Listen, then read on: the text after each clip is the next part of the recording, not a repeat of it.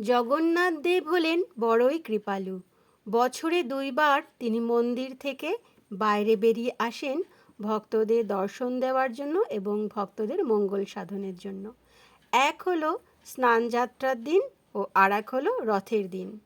সকলকে দর্শন দেওয়ার জন্য তিনি রাজপথে বেরিয়ে আসেন। জ্যৈষ্ঠ পূর্ণিমায় শ্রী জগন্নাথ দেবের স্নানযাত্রা দর্শন করলে অনায়াসেই জীব মুক্তিলাভ করতে পারে।